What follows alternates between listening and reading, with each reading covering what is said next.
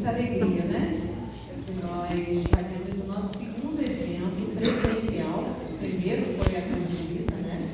Então é o segundo evento da área de educação espírita. Então, o que nós temos a dizer que sejam todos muito bem-vindos, que se sintam abraçados, né?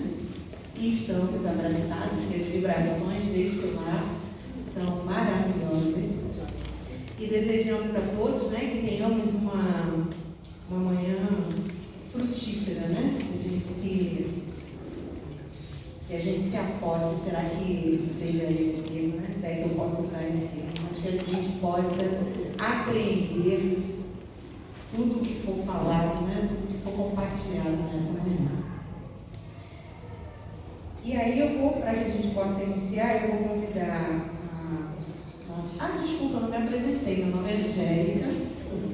Nesse momento, né, estamos trabalhando na coordenação do setor de estudo do Espiritismo, do 12º CEU, né, que é uma das vertentes, né, uma das áreas de atuação da área de educação espírita.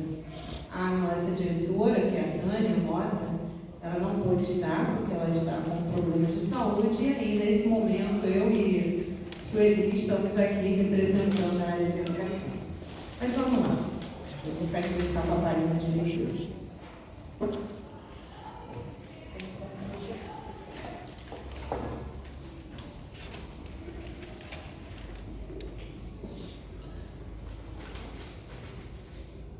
dia a todos. Posso?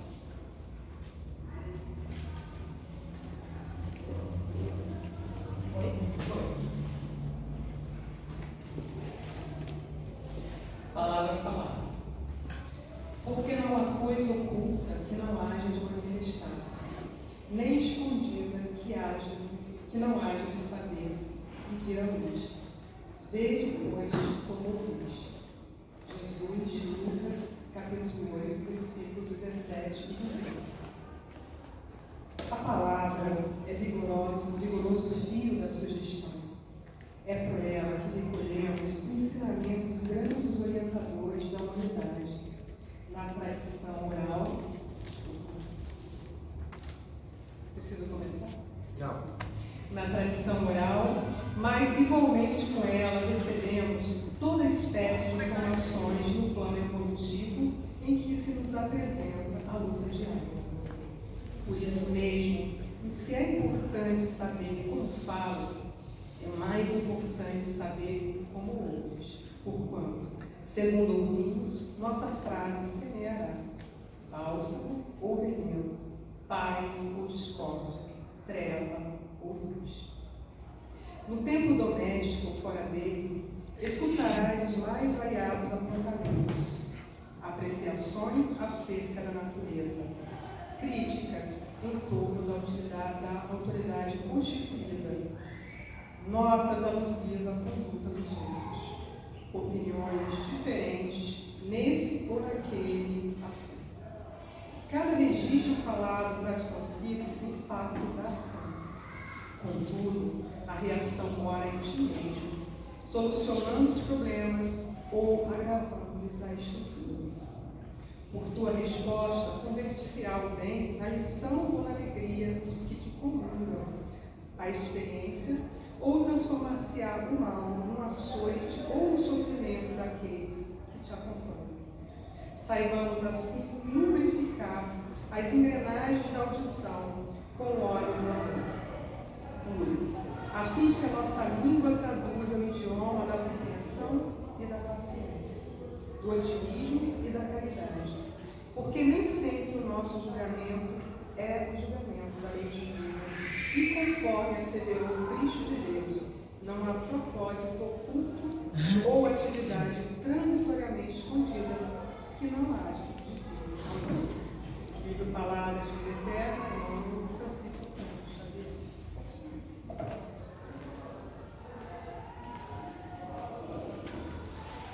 Então vamos agora à nossa prece.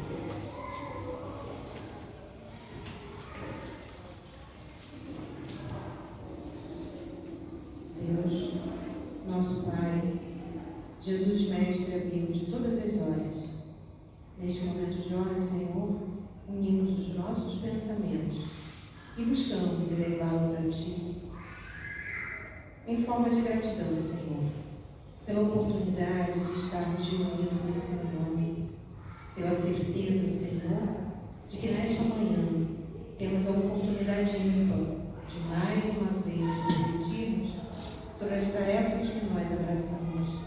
Reflexão essa, Senhor, somada de muito carinho pela presença dos amigos espirituais, pela presença dos amigos espirituais deste lar, que é o Centro Espírita Regeneração, que abre as suas portas, Senhor, para nós neste momento.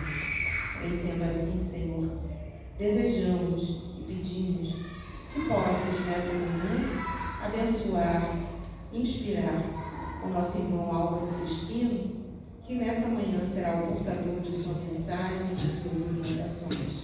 E nós nos comprometemos, Senhor, a nos esforçarmos para que cada um dos ensinamentos que tivermos acesso hoje, para cada uma das memórias que conseguimos acessar, que a gente possa utilizar nessa prática do bem, nessa prática desse compromisso de divulgação do Evangelho e a doutrina de Jesus. Sendo assim, o nosso muito obrigado e o desejo de, em nome de Jesus, em nome dos mentores espirituais deste lar, dar por iniciada o nosso seminário. Muito obrigada, graças a Deus. E agora não tem jeito, né? Agora eu passo para o amigo Álvaro. Eu vou usar a palavra amigo, que eu acho que é o melhor currículo que a gente pode ter no dia de hoje.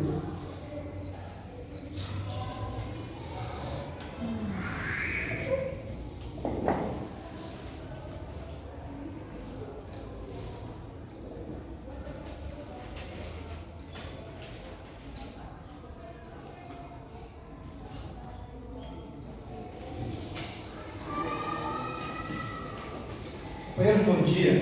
Bom dia. Muito bom estar na casa, muito bom estar com vocês, muito bom estar falando deste tema, que é um tema muito caro para nós. Então, feita essa introdução, que Jesus nos abençoe os propósitos. Quando os companheiros do 12º nos pediram para fazer esse trabalho, eu venho me confessar que se eu não tivesse agenda, eu teria que encontrar. Porque há pelo menos 20 anos a gente fala da necessidade das regiões formarem seus exposições.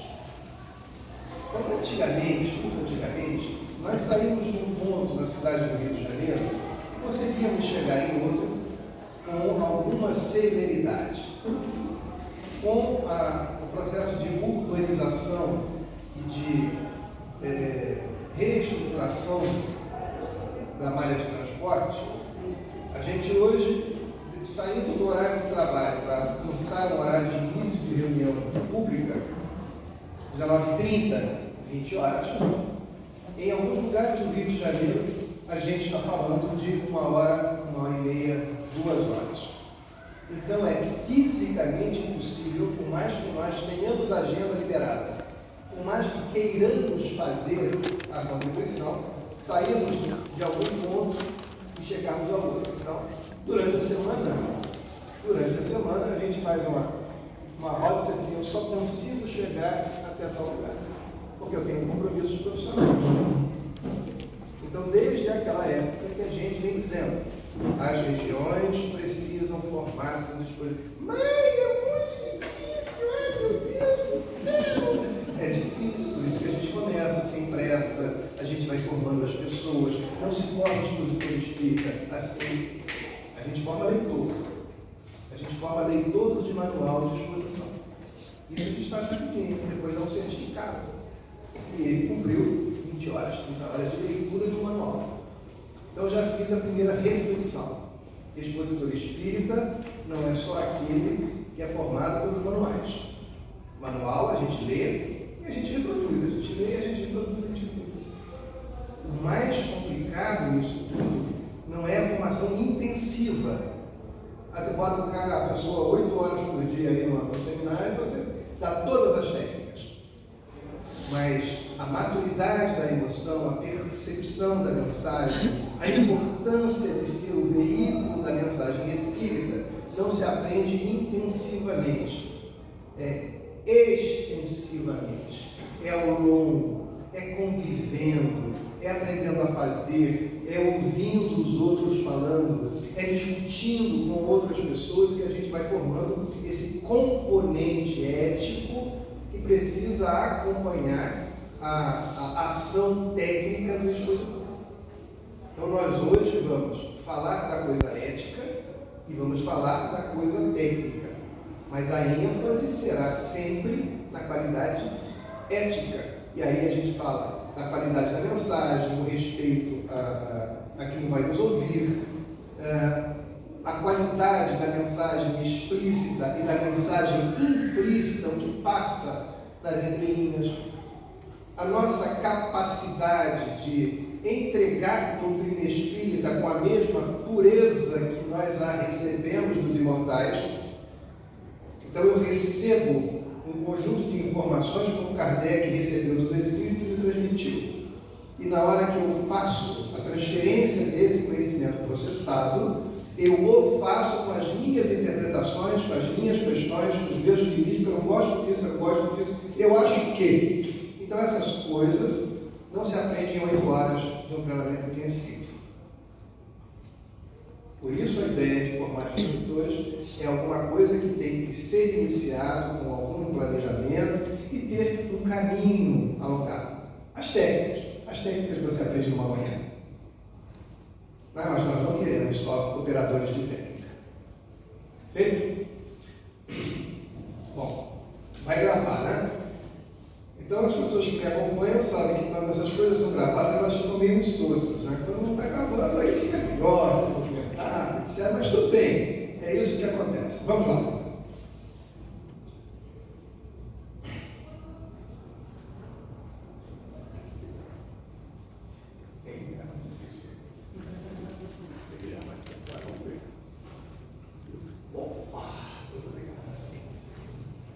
Bom, a primeira coisa que a gente tem que fazer quando faz uma discussão como essa, e se fosse um grupo de outros temas da Casa Espírita, parênteses, a área da minha atuação no movimento espírita é movimento espírita. Então, a área da minha especialidade, que eu estudo, que eu me aprofundo, especialmente é o movimento espírita. Se todo mundo fosse coordenador de mediunidade, se todo mundo fosse, eu ia fazer a mesma pergunta: por que é que você está fazendo o que você está fazendo? Porque se a gente não sabe exatamente por que a gente faz o que a gente vai fazer, é meio grave. Aí você pergunta para a pessoa assim: por que você é coordenador de mocidade? Porque não tinha ninguém para fazer. Aí não tinha ninguém. Eu falei: ó, esse é o perfil. O outro vai dizer assim: não, porque essa é a minha unção. Esse é o espaço em que eu me sinto feliz, em que eu me sinto realizado, em que eu sou capaz de realizar alguma coisa. Então, aquilo que justifica a pessoa estar fazendo o que está fazendo faz toda a diferença. Essencialmente. Então, se todo mundo se pergunta, eu vou perguntar. Mas se eu perguntasse por que é que você está no curso de exposição, você diz assim: eu não tenho mais ninguém, cara, sobrou eu. Só tem o eu mesmo, tem que ser eu mesmo, não tem ninguém bom.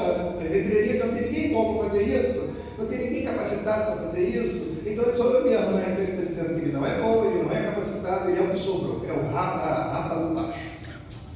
Aí você já tem um perfil. A gente tem que fazer o trabalho dirigido ao que existe. Primeira reflexão da exposição espírita. A exposição espírita é para o outro, não é para você.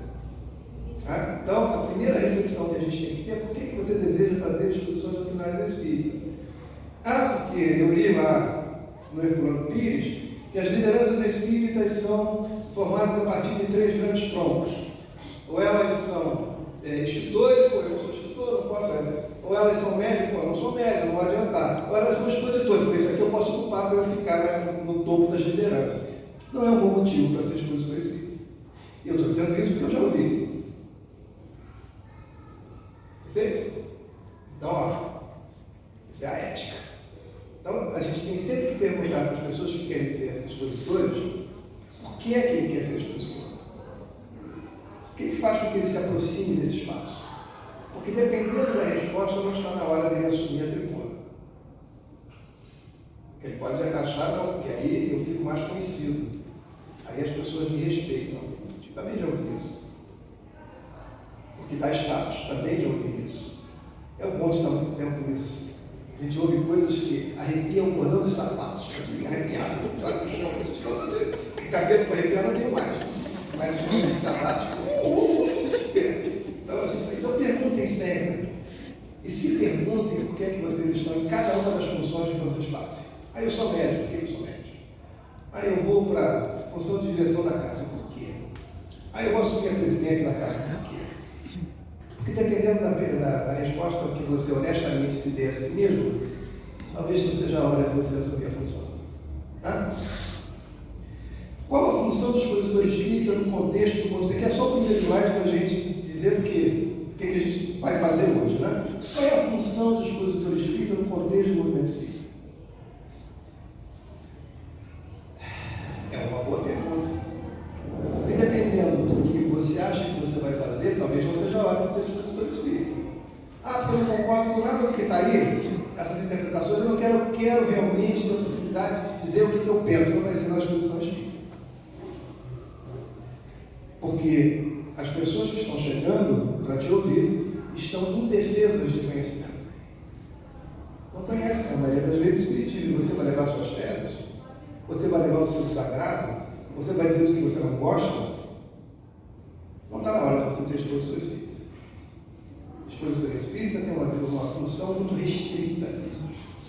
E ela é essencialmente vital. É entregar doutrina espírita como os imortais nos entregaram. Ah, mas eu tenho discordância. Reúna-se com os estudiosos de doutrina espírita e quebra o pau com eles. Reúna-se com os diretores e quebra o pau com eles. Mas não é num espaço de exposição espírita onde os outros estão indefesos. Eles não conhecem o espiritismo, nas reuniões públicas em geral. Vai para os grupos de estudo. Vai para o ESG discutir, aí você levanta suas teses, mas não é, mas também já ouvi isso. Então, a função do expositor espírita, no contexto do movimento, é entregar da melhor forma possível a doutrina espírita como os imortais nos entregaram. E aí vem aquela ideia do pote. O expositor é um pote. Ele recebe um conteúdo, uma água pura. Se o pote não está bom, a água que ele transfere é uma água, escolhendo as palavras, que carrega coisas que não deveriam estar ali. Seremos sempre um pote limpinho? Não seremos, mas podemos diminuir as impurezas. Nenhum de nós é perfeito, alguns mas se cuidam das coisas, tá? Mas perfeição moral não dá para fazer assim. Então o expositor espírita é um pote. Ele tem que cuidar da qualidade da água que ele entrega. O mais próximo possível da fonte. Quais os limites do expositor espírita no que concerne a produção de novas ideias? Nenhuma. Acabou o assunto. Na reunião pública, como eu disse, a audiência é indefesa. Então, eu estou falando de um tema espírita e coloco coisas não espíritas, coloco ideias minhas, coloco as minhas discordâncias e transfiro. Na audiência, certamente haverá alguém que está lá há mais tempo, são os que Kardec chamava de estáveis, aqueles que vão sempre nas reuniões, que sentam no mesmo lugar muitas vezes, e a gente conhece, opa, não é isso que Kardec diz. Não é isso que está no livro dos Espíritos. Opa, esse negócio não está não. Mas quantos de uma reunião pública serão capazes de efetivamente fazer uma análise crítica de uma observação colocada nas entrelinhas? Então, não é na reunião pública que o expositor vai colocar suas ideias. Tem outros espaços para ele fazer isso. O expositor entrega doutrina espírita. Então, quais os limites do expositor? Os limites são estreitíssimos. Opa, está vivo? Os limites são estreitos para novas ideias. Não nas reuniões públicas. Está claro isso? Não estou dizendo que a gente não tem que ter essas ideias, a gente tem. Mas existem espaços para fazer uma coisa, existem espaços para fazer outra. Vou contar alguns casos. Como é coisa boa, a gente pode dizer onde é, né? Teresópolis, tem uma casa espírita onde nós frequentamos, quando morávamos lá, que recebia muita gente de fora. Muita gente de fora. Então a pessoa ia para Teresópolis, visitava e falava. Então nós tínhamos gente de origens diversas do Rio de Janeiro. Origens diversas, escolas diversas, histórias diversas, formações diversas. Então, de tempos em tempos, nós reuníamos essas pessoas experientes, que viravam os expositores da casa. Nós nos reuníamos para ajustar os discursos. Gente, o que a casa pensa sobre isso? E nós discutimos. Então, qualquer um de nós, que éramos os expositores mais recorrentes, quando abríamos a nossa boca para falar de alguma coisa, inclusive alguma coisa que está acontecendo do lado de fora da casa espírita, a casa tinha uma formação de pensamento. Doutrinariamente é isso, como é que a gente vai abordar isso? Como é que a gente aborda isso? Como é que a gente aborda isso? Então não fazia diferença se perguntassem para Mauro Reis, se perguntassem para Iosan e Marisa, se perguntassem para Otto e Inês, se perguntassem para Edson e Wilson. Estou falando dos nomes porque isso é tudo coisa boa. Porque nós tínhamos, a casa pensa assim. E de tempos em tempos a gente tinha a oportunidade de dizer, vamos discutir aquele tema, então fecha a porta, aquele tema polêmico, aquele tema que tem muitas variações, aquele tema que ainda não está pacificado. Né? Vamos discutir mais? Aí você sobe o nível. Fecha a porta, reúne pessoas e vamos discutir esse negócio aqui. Aí baixa a literatura de outro lado e a gente vai discutir. Né? Mas o que vai para ali, para aquela tribuna, tem que ser o pensamento espírita. Tem que ser o pensamento espírita. Existem outros espaços, então. Fecha a porta aí. Manda ver. Não há espaço para opiniões pessoais, é uma afirmativa. Não há, a quem o expositor serve? Primeiro servimos a doutrina espírita, por isso é expositor espírita. Não é expositor esotérico. Não é expositor orientalista. Não é expositor de Umbanda. Não é expositor de religiões afro-brasileiras. Cada um deles vai ser coerente com a sua formação, com a sua ideia, com o grupo para o qual eles falam. A quem nós servimos? Primeiro a doutrina espírita e depois a Jesus. Seguimos a Jesus. Então, o nosso compromisso como expositor espírita, em primeiro nível, é com a doutrina espírita. Então, nós vamos responder pela função. Porque eu sou um disseminador de ideias, boas ou nem tanto. Então, a semeadura é livre. Colheita obrigatória. Mas a colheita é obrigatória. Então, o expositor espírita é sempre um semeador. Só que ele escolhe a qualidade das sementes. Ele joga. E ele joga, como eu sempre digo, essa semeadura é sempre para frente. Você joga para frente. Por quê? Porque depois você vai passar pelo caminho que você semeou, colhendo o que plantou. E depois o compromisso é com Jesus. Então vamos lá. Primeira coisa que a gente precisa fazer é conhecer para quem nós falamos.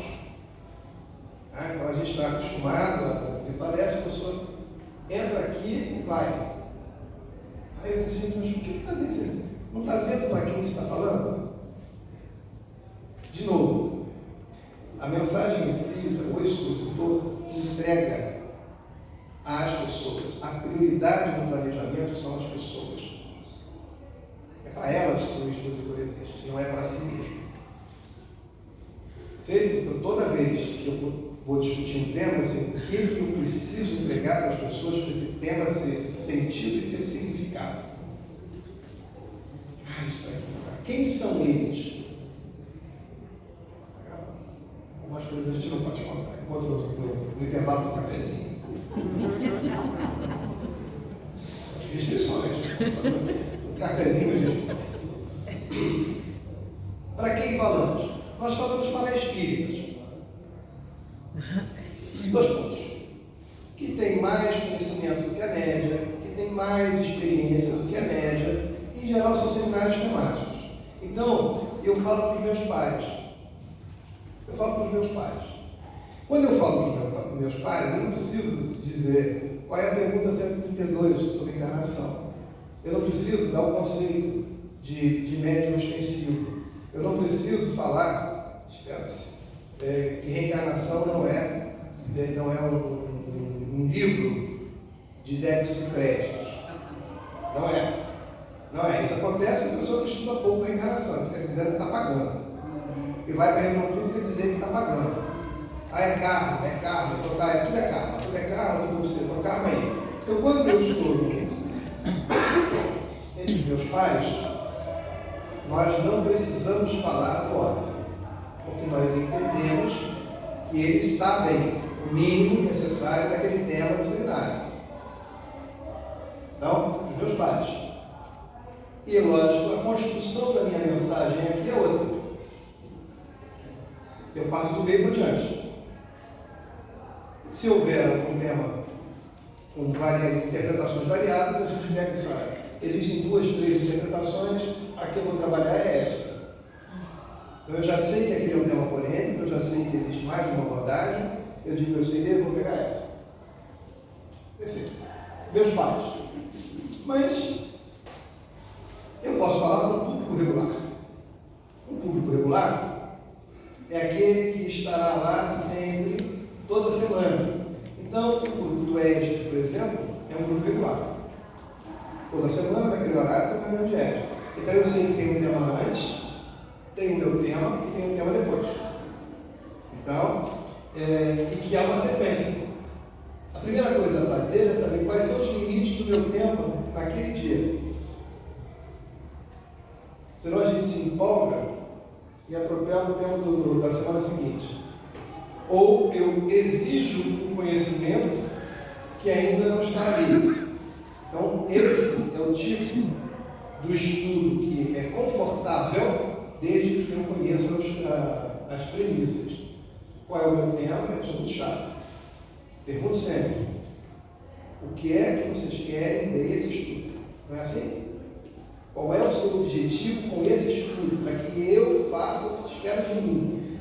Aí, o grupo do ED, claro, quando você me manda o que você tem do ED, para eu saber o que eles estão esperando, e me diz o que vem antes e o que vem depois do seu planejamento. Por quê? Para eu ajudar quem vem depois e me apropriar do que foi falado antes. Simples assim, é que nem a aula. É a relação vertical do currículo. Faz com ED, é fácil. É fácil. Quando eu vou falar para a juventude, espera-se também que a juventude seja um grupo recorrente, com algumas flutuações, mas sempre haverá um núcleo mais permanente, mais estável, que está sempre ali, que é aquele com quem eu vou falar melhor. Sem desconsiderar que pode ser que haja pessoas que venham pela primeira vez. Então, esse discurso, ao ser organizado, tem uma sequência, mas eu não parto da premissa que todo mundo sabe tudo que eu preciso que ele saiba. Então, se eu vou trabalhar um tema que tem um pré-requisito, eu resgato o pré-requisito. Eu não posso falar de reencarnação sem falar de mortalidade da alma, a não ser que seja rapidinho. E o conceito de mortalidade da alma é o espiritismo. É reencarnação sim, mas o conceito de mortalidade dado pelo espiritismo é um pré-requisito para um bom entendimento da discussão de reencarnação. Então eu não parto. Por quê? Porque pode ser que tenha gente ali que não conhece. Aí o caminho e a culpa é minha. Se acontecer, você não levar em consideração. Grupos de estudo, aqui o palco, mano, todo mundo português. Se não é grupo de estudo, cara, aí você, vamos estudar. É grupo de estudo? Vamos estudar. É um outro nível de aprofundamento. Aqui é um grupo agulha. Você mergulha uma área com um tema pequeno e você mergulha esse tipo como a gente faz no GET, Jornada de Estudos Espíritas, que era de Teresópolis, era do Rio inteiro. Você pega um tema do Evangelho e agulha. Você vai lá no fundo com eles. É um grupo de estudo. Grupo de pais, mesma coisa, é um recorrente com visões diferentes. Então aqui você trabalha com heterogeneidade. Não dá para imaginar que os pais, completamente diferentes, em tempo diferente, com formação diferente, tenham a mesma qualidade de entendimento das ideias espíritas. Então é um grupo sempre sensível, porque a gente não sabe de onde eles vêm. E você, em geral, quando fala para pais, você vai falar de temas que não são temas de limites estreitos. Você vai falar de educação, você vai falar de relações, você vai estar aqui, o doutor Espírita está tratando disso, eu estou falando para os pais das crianças ou dos jovens. Então, em geral, nos recomendam temas que são temas baseados na relação sempre espíritas, ou na ideia de reencarnação, ou nas ideias que a gente tem em geral sobre família, na visão espírita. Mas aí cada um deles vem de um canto. Esse, às vezes, pode ser um tema, um espaço minado, se a gente vai fechadinho, achando que todo mundo pensa da mesma forma. Não pensa. Grupo de pais, sabe-se. Uma letra aqui, sabe? Na hora que a gente corrige, sempre fica. Mesma coisa, é um tema específico da assistência. Então a gente vai falar para trabalhadores desse grupo, trabalhadores é uma coisa, vai falar para as pessoas que compõem o grupo de pessoas que recebem o serviço, para as palavras. Quem são eles? Qual a capacidade de participação? Às vezes são pessoas mais tímidas. Então, eu vou fazer uma explosão de ideias, as pessoas não falam, as pessoas não estão acostumadas a falar na casa espírita. E aí vai a crítica, eles são assistidos. Nós não nos formamos para autonomia, na maioria das vezes. Na maioria das vezes eles são parte passiva no sistema, eles recebem. Aí chega o expositor, e aí gente, o que vocês acham? Ah, minha boca. Porque não foram formados, não foram preparados para essa função de autonomia. É uma crítica, já ficou, está gravado, não tem problema.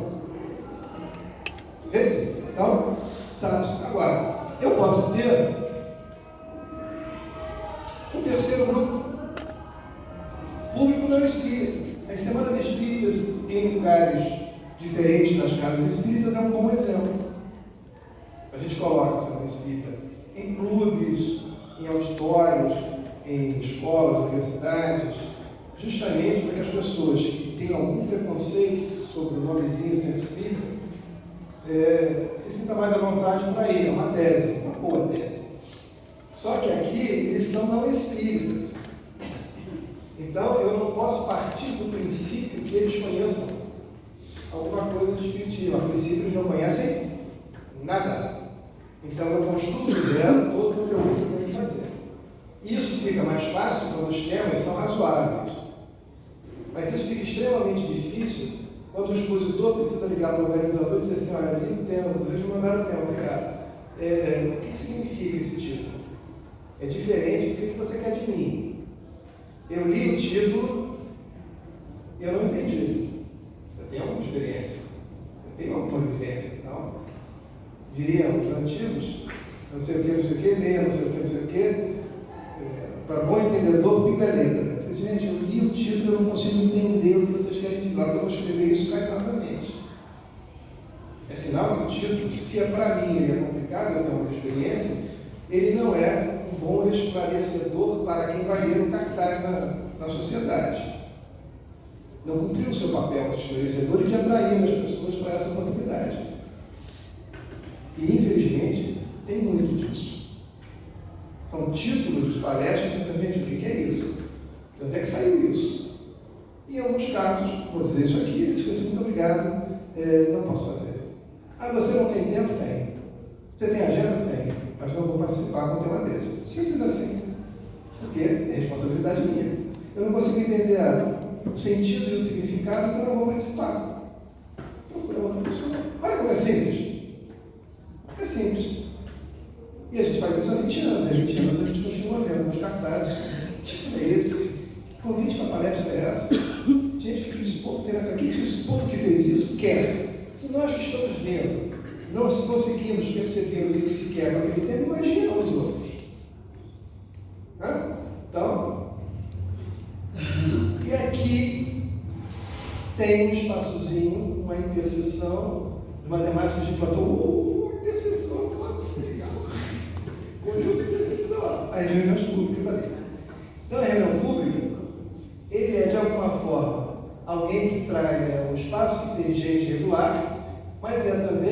lugar aonde chegam públicos não espíritas. A gente costuma dizer que é a porta de entrada da casa espírita. É onde as pessoas chegam, por isso elas precisam ser bem recebidas na entrega do conhecimento. A qualidade da exposição é muitas vezes aquilo que define a permanência ou não da pessoa. Nossa, o cara falou 50 minutos e não entendi nada. Não volto mais não. Nossa, que cara pesado. Nossa, só falou mal das pessoas e das coisas do início ao fim. Volto mais aqui não. Pô. Eu ouvi, não entendi nada. Volto mais aqui não. Aí é aquela história do livro. Né? Os livros, eles precisam construir conhecimento para que a pessoa vire a página. Se não tiver um texto em que ele seja amigável com o leitor, ele simplesmente fecha no canto e você perdeu alguém que pudesse ler. Né? Então, a reunião pública reúne um pouco dessas duas coisas aqui. E é disso aqui que a gente vai falar mais um pouquinho hoje. Bom, vamos conhecer os nossos...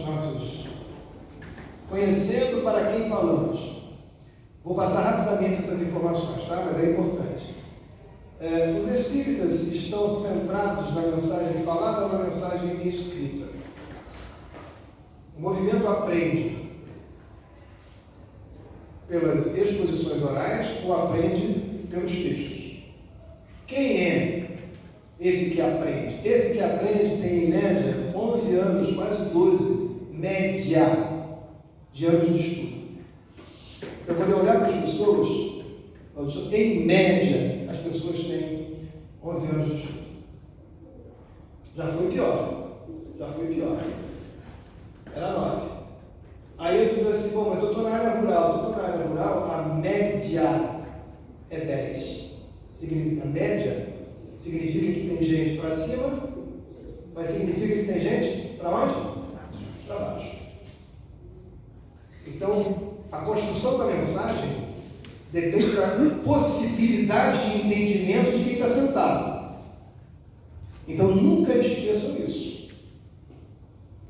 Alguns de nós aprendemos isso de forma muito larga. Eu aprendi isso há 30, 40 anos atrás, de forma muito amarga. Na reinauguração da segunda parte do salão do Joana de Ângeles, lá na Baixada, Queimados. Quando reinauguraram aquele.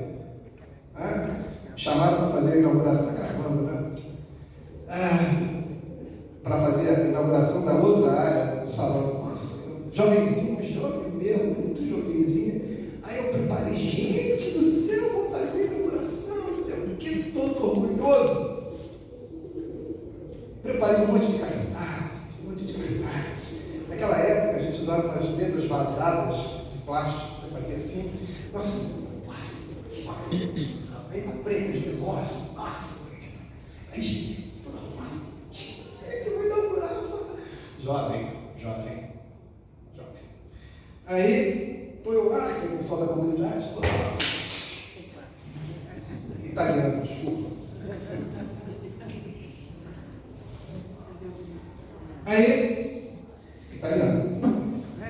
Não pode ter água perto de mim quando eu falo.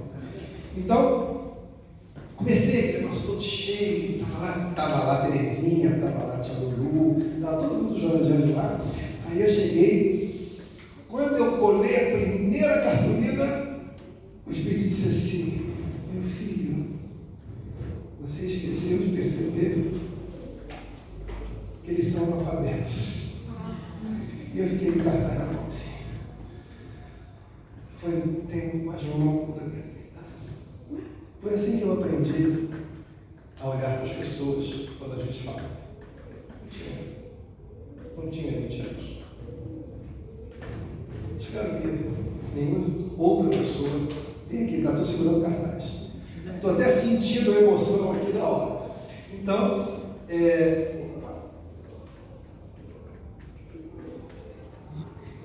vamos pensar. Quem é?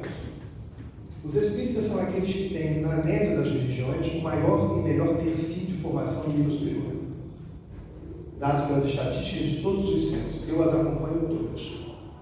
Então, é o que tem maior número de pessoas no ensino médio e formação superior. O que não significa que todos que estão lá na reunião pública sejam assim. E aí, se eles estão na categoria de área rural, é menos. Se são pobres, é menos. Tá? Então, em algumas regiões, menos. Aqui são os pretos. Então, todas as políticas públicas, quando são abertas por raça ou etnia, ou são abertas por gênero, ou por situação administrativa, elas têm diferenças. Então, pensem para quem vocês vão falar. Para que tenha um resultado. A gente falou de 11,8. Quando eles são brancos, a média é 12. Quando eles são pardos, a média é 11,2. E tem mais para baixo, é média. Quando eu falo quando as pessoas, daí, eu classifico por renda, o número, a média de anos de estudo dos 25 mais pobres é 10,8. Dos ricos, 13, bem acima da média nacional. Significa que se é 13 é a média, os 25 mais ricos é mais para cima ainda. Isso é classificar o meu ouvinte. É estar atento para saber para quem eu falo.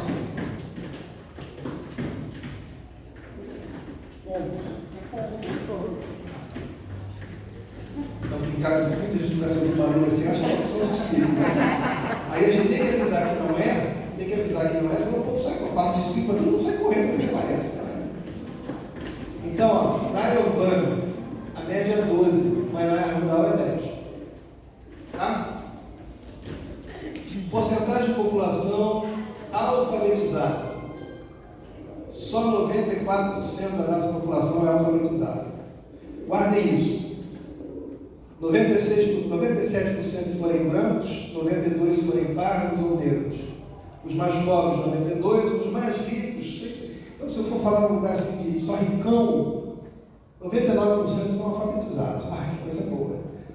Mas eu tenho que ter isso na minha cabeça. Se for na área rural, 85%.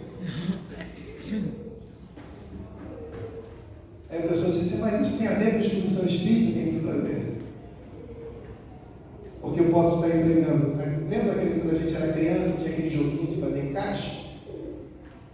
Aí você tem um quadradinho, mas só tem na peça círculos, estrelinhas e retângulo. E você está com um quadradinho, pô, meu quadradinho que eu fiz com tanto carinho e encaixa em nenhum deles. Perdeu.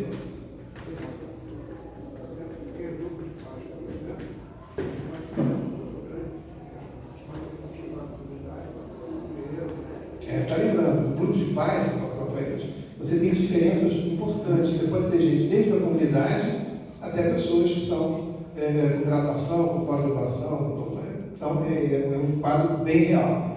Agora, qual é a nossa história? A nossa história é que nós chegamos em 2000, que é o dado, com 85% de alfabetizados. E nós, ao longo da história, sempre estivemos embaixo. Nós tínhamos, em 1900, 35% da população alfabetizada. Então, nós temos um passivo de alfabetização. E a mensagem espírita é pelo livro ou pela palavra. Pelo livro eu não tenho como mudar o texto, mas a palavra eu tenho como adequá-la às necessidades de quem ouve.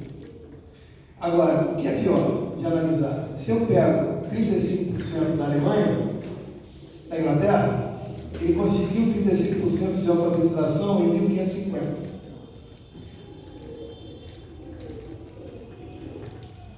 Perfeito? Nós estamos em 85%. Aqui azul claro.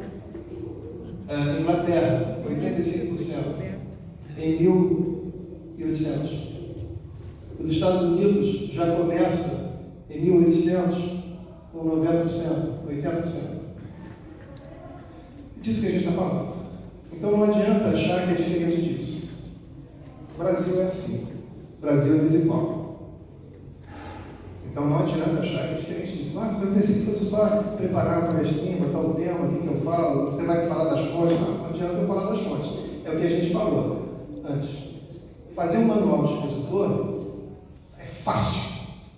O problema são essas coisas. Isso é que torna o trabalho difícil quando ele é pensado eticamente para cumprir o seu papel. Por favor. Mas esse número aí da Inglaterra e dos Estados Unidos se reflete também que a educação não era só para os homens, né? Eram para as mulheres também nessa época. Sim, nós E no vamos Brasil ter. isso não acontecia. A pessoa que está ouvindo está dizendo que antes você tinha já em algum momento a formação. Eu não. Físicos. Você já tinha a educação de gêneros, coisa que a gente vai alcançar no Brasil, aqui em 1850, 1840, a gente vai ter esse tipo de facilidade, mas com muitas restrições. Né? Aqui a gente teria, mas a gente teria aqui, por exemplo, diferenças raciais importantes. Nos Estados Unidos, que começou aqui, lá na década de 60, que começou a ter alguma educação para negros, por exemplo, equitativas. Então, cada país tem sua história. Nós não podemos negar a nossa. E vai ficar pior quando a gente fala daqueles alfabetizados e fala analfabetismo. Em 1965% eram analfabetos. Hoje, em 2020, são 6% de analfabetos. 6% de analfabetos. Diga lá. No gráfico anterior, não precisa buscar. Aí tem 1880, 1890, 1900. 1888 foi quando acabou a escravidão no Brasil. Então, de 88 a 900 são 22 anos. E começou o processo de alfabetização, talvez aí com o peso, né, se estabelecer. Para negros, não. Não, estou falando de alfabetização. Alfabetização, sim. E é uma partir de quando a gente tem dados. Isso. Então, A gente tem dados anteriores da criação do Dom Pedro, de outras escolas, mas os dados são esparsos. E é onde eu peguei isso, eu precisava desse gráfico. O pessoal da história da educação tem esses dados mais para trás, mas não tem o visual. Estou precisando do visual. Outra coisa, a imagem é sempre muito importante. Então eu escolhi esta imagem porque me permite o contexto, mas tem dados anteriores tratando disso que você está falando. Então, assim, o Brasil, aqui a gente tem a América Latina, né? Iniciando ali, e os países, né? Da Europa. Mas eu estou só colocando que nós somos, entre aspas, com muitas aspas, né? Novos nesse processo. Nós somos novos, eu tenho toda razão. Mas os problemas são velhos. Nós somos novos nesse tudo, que somos uma democracia jovem, mas os problemas são antigos. Então aqui, ó. Mas os 6%, tá bom, mas aí quando eu coloco analfabetismo por idade, a massa de espíritas começa a aumentar aqui, ó. Aqui, ó. De 40 anos para cima, o gráfico faz isso, sobe. Então, quando o gráfico sobe, é onde existe maior índice de analfabetismo. Aí você tem que estar preparado. Já tinham pensado nisso?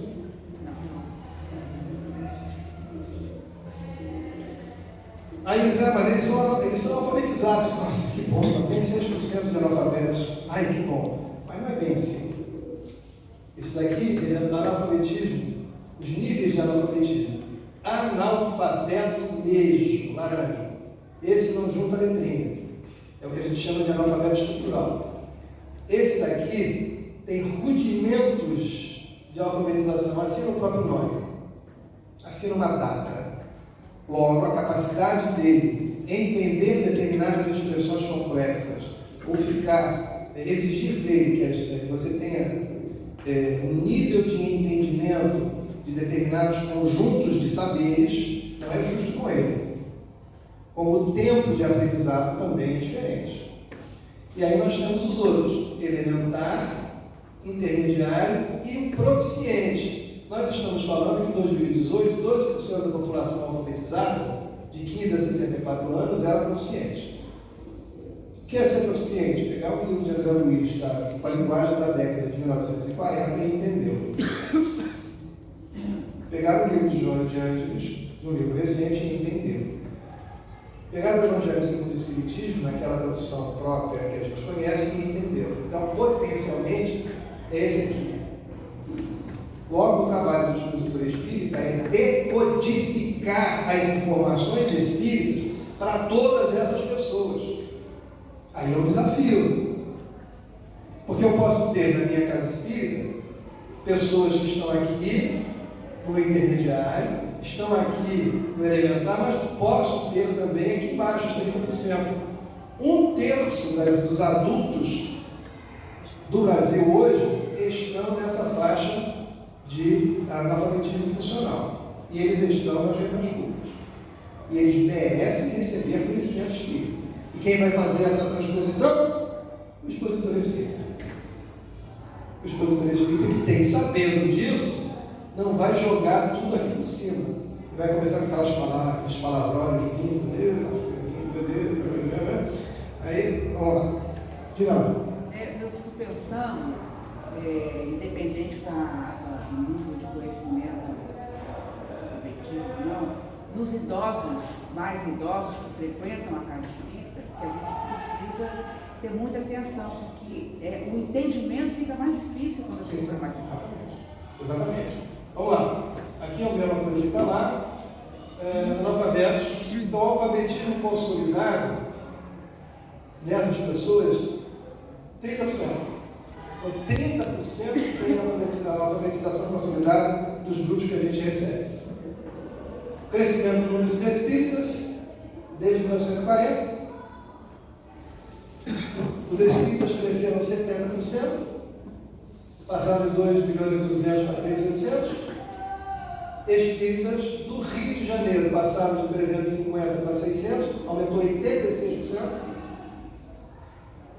Número de pessoas que se dizem espíritas, então são jovens no estudo de espiritismo. Cresceu bastante. A população do estado do Rio de Janeiro cresceu 11%. De 2000 para 2010, os espíritas cresceram 86%. E a faixa etária dos espíritas em 2010, a maior parte deles, aqui e aqui, 30, 39, 40, 49 e mais. Então, de novo, lembra daquele índice de analfabetismo? Ou de analfabetismo funcional? É para chegar que esse aqui é o grupo. Então a gente não pode perder de vista isso. Fiz aquilo tudo para chegar aqui. Bom, onde falamos? Nós falamos na casa espírita. Então, aquela discussão inicial, eu falo na casa espírita, eu não entrego do espírito. Então, eu devo coerência com o espaço que me convida. Se lá fora está escrito casa espírita, a minha mensagem é espírita. Mas eu adoro mensagens terapêuticas. Ótimo, vai falar para terapeutas. Mas eu sou coaching. Ótimo, você forma um grupo, abre uma empresa e vai ser coaching. Perfeito? Estou tocando. Tá? Então, nós somos na casa espírita. A casa espírita entrega a mensagem espírita. Falamos em eventos espíritas. O evento não é um evento qualquer, o evento é o substantivo com o adjetivo espírita. Então, se é um evento espírita, eu falo para o espírita. Semana espírita é uma semana espírita. Mas se eu colocar um título assim, atrai marketing. Você quer fazer marketing para quem? Aí a pessoa se sente traída, porque ele botou um título lá na palestra, a pessoa foi por conta do título baseado em marketing, ele está esperando uma coisa e você entrega outra. Falamos de espiritismo em outros espaços. A gente é convidado para falar em grupos, em outros espaços, mas nós somos representantes do espiritismo. Logo, estamos vinculados à mensagem espírita. Está claro? Está claro? Tem coerência? Tem coerência? Muito bem. E aí, quando eu falo de coerência, vou buscar em Joana de Ângeles, após o contato lúcido e consciente com o espiritismo, o indivíduo compreende o sentido. Então, o expositor espírita, ele tem que favorecer um contato lúcido e consciente. Pode ser que tenha um contato que não seja lúcido, e pode ser um contato que não seja consciente. Consciente aí no sentido de eu elaboro, eu faço, eu escolho, eu quero, é consciente, é voluntário. Eu estou escolhendo fazer, não fazer, aprender. Então, nessa mensagem, eu preciso dar uma informação que tenha sentido. Ela sai de lá sabendo o fim, a razão de ser daquele conhecimento e o significado, o valor desse conhecimento na sua existência na Terra. Então, eu estou falando de dar informação à criatura para que ela olhe para o mundo e ela se veja no mundo. E ela possa decidir e entender o mundo a partir da informação espírita. Não é uma informação para botar na biblioteca. Não é um número de livros que você diz o quanto você leu. Eu tenho a biblioteca com 100 livros espíritas. Quantos livros? Quantos estudados? Porque a gente vai ver que ler é diferente de estudar. Então a mensagem espírita não é mais uma informação inócua. Ela precisa ser uma informação que traga esclarecimento para a criatura, ou para si mesmo, ou para o meio em que ele está efetivamente funcionando. Está lá. E de Emmanuel, lembra-te deles, os quase loucos de sofrimento, e trabalha para que a doutrina espírita lhes estenda socorro oportuno. É o nome da página.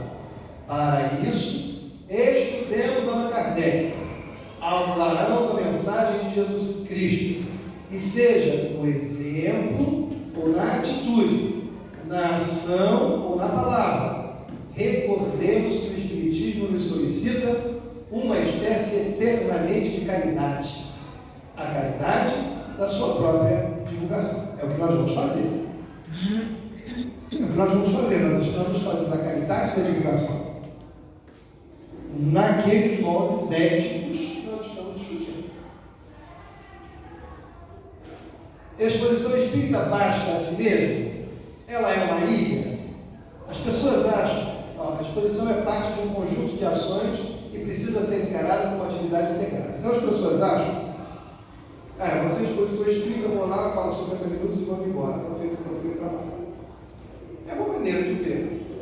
Quando a gente tem alguma experiência a mais, quando a gente lê Missionários da Luz, capítulo 19, que nada tem a ver com isso, objetivamente, mas tem a ver com o passe, e a gente vai ver o seguinte, diz lá, André Luiz quer estudar sobre o passe, e aí eles vão fazer o estudo do passe e aparecem na reunião da Casa Espírita. E aí o orientador espiritual diz aí o seguinte, que grande parte ele descreve, o expositor está ali, estão vendo ele falando, enquanto ele está falando, os espíritos atuam na audiência. De formas diferentes, porque as pessoas estão conectadas diferentes. E a mensagem do expositor é que cria um clima mais favorável ou menos favorável para o atendimento dos espíritos ali. Então, a informação, a mensagem espírita levada pelo expositor não é só o conteúdo e a explicação do conteúdo. É o que vai preparar as pessoas para que eles estejam aptos a interagir com os espíritos. Porque os espíritos vão atuar durante a palestra e depois vão lá para o passe. Quando a gente estuda isso no contexto do passe, a gente diz assim, gente, se vai para lá, ninguém precisa incorporar espírito lá na hora, porque os espíritos já fizeram o que tinha que fazer. Mas aqui não é estudo de passe. Então, o que os espíritos têm que fazer, estão fazendo lá. Lá dentro é fluido magnético, é o fluido misto, é a orientação, então ninguém precisa incorporar porque já fizeram. Agora, se a mensagem é ruim, se o tema é ruim para aquele grupo, se é mal desenvolvido para aquele grupo, se é tenso, tem palestras que são tensas, ao invés de relaxar, você fica assim. Então a pessoa vai falar de aborto, o povo adora. Mas aí ele vai falar dos métodos de abortamento em detalhes. Quando não traz, no meu tempo de jovem já tinha slides e outras coisas que as pessoas recorrentemente passavam achando que mostrando aquelas coisas horrorosas você ia reformular a emoção e o pensamento. Medo não é um bom caminho. Ou então vai falar de suicídio. Estamos no setembro? Não estamos mais. Setembro ficou aqui atrás um pouquinho. Mas aí você fala do suicídio e você descreve em detalhes o vale do suicídio do Olivônio. Aí você fala do medo, não fala do valor da vida. Então nós vamos tratar desses assuntos, como que a gente tem que cuidar para tratar melhor desses assuntos. Aí a pessoa fica assim, aí o espírito está lá, meu Deus, eu não consigo chegar aqui. Ou então é aquela pessoa que começa falando mal de todo mundo, fala mal falar mal de todo mundo. Aí o cara está pensando, nossa, tomara que ele chegue na parte da palestra que ele vai falar bem de alguém. Para subir o nível, né? Tudo caso verdadeiro, né? Então, o que tem aqui? Missionários da Luz, capítulo 19. Os temas devem ser planejados. Os temas das reuniões públicas têm que ser temas planejados. Se a casa tem um tema, ótimo. E se você recebe o tema livre, pense que o tema que você vai escolher tem que atender a essa necessidade dos Espíritos. Pode ser o tema mais espinhoso, mas ele tem que colocar as pessoas para cima. Eles têm que ser alguma coisa que faz com que as pessoas saiam da reunião melhor do que entraram. Tá? A exposição precisa ser responsável e ter objetivos claros. Então, já sabendo disso, o que eu quero? Tenho esse tema, o que eu quero com esse tema? Tenho esse tema, o que esse tema ajuda as pessoas? Então é isso que eu vou fazer, isso é ter responsabilidade. Aqui você vai falar, não vou pegar um tema que eu já tenho pronto lá e falo. Depois de muitos anos, isso é o que você tem. Você tem uma pilha de palestras e você saca. Agora, quero o tema? Isso aqui é década ou não é década? Para os tempos atuais. Bom, eu tenho palestra que eu fiz há 30 anos atrás. O que vale para mim? Várias informações, as pesquisas que eu fiz, as citações, eu já sei está. Agora, como é que eu atualizo isso? Como é que eu adero esse tema? E qual é o objetivo que eu quero? O expositor precisa ser preparado para uma função. Entenderam por que a gente precisa preparar o expositor? Eu nem entrei no conteúdo ainda. Estou falando do contexto ético, dos compromissos que a gente tem. Está claro?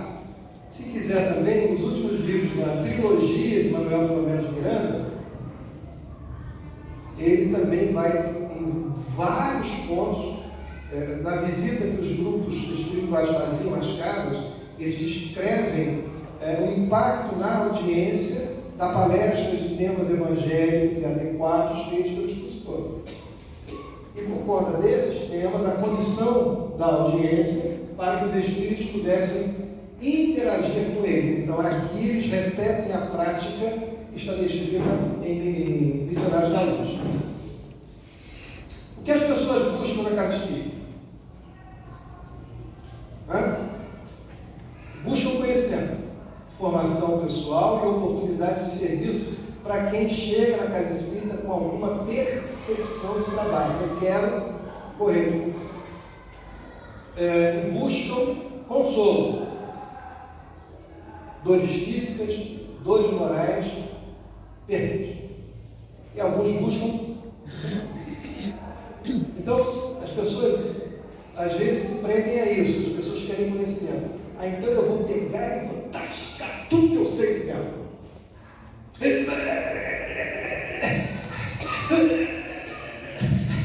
Eu posso descansar, a pessoa não tem como descansar o ouvido, quando a gente fala muito rápido, vou botando muitos dados, muitas informações.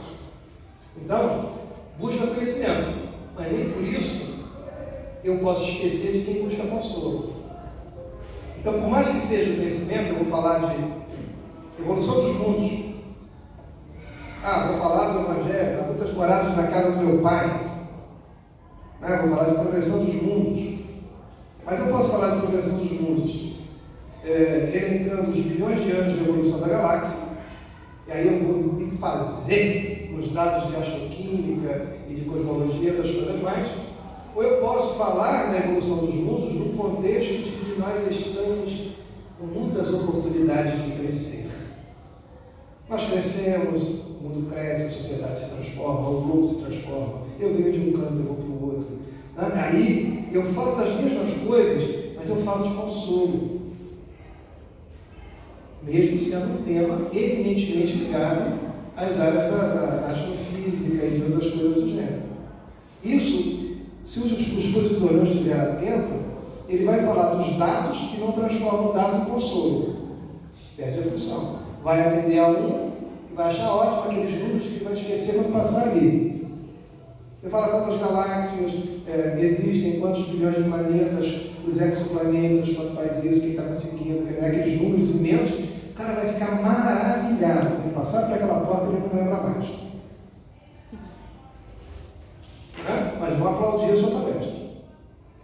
atualizado. Está muito atualizado. Né? E buscam o fenômeno.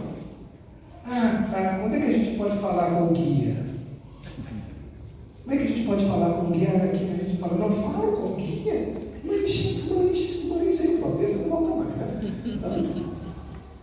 E aqui dá uma mensagem que faz isso. Contam-se nas ordens espíritas aqueles indivíduos que, sejam adiantes, chegaram mediante informações, eles querem, ouviram falar e vieram. Grupos que vieram batidos pelo vendaval do sofrimento, segundo tipo. Terceiro, curiosos em busca da fenomenologia. E quarto, estudiosos, percridores sinceros dos seus objetivos desinteressados. Então, esses querem aprender, esses vêm pelo fenômeno, esses vêm pela dor, esses aqui ouviram falar de espiritismo, então assim, vou lá, vou ir lá, como diz o outro, vou ir lá. Os mitos, a gente vai deixar para depois do cafezinho. Tá? 10 minutos? Aí ele chega com 15.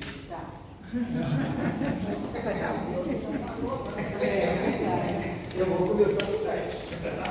Olá, o Regeneração nos convida a conhecer a cantina. Eles prepararam alguma coisa para a gente, então quem quiser fazer um lanchinho, tem uma cantina, tá bom?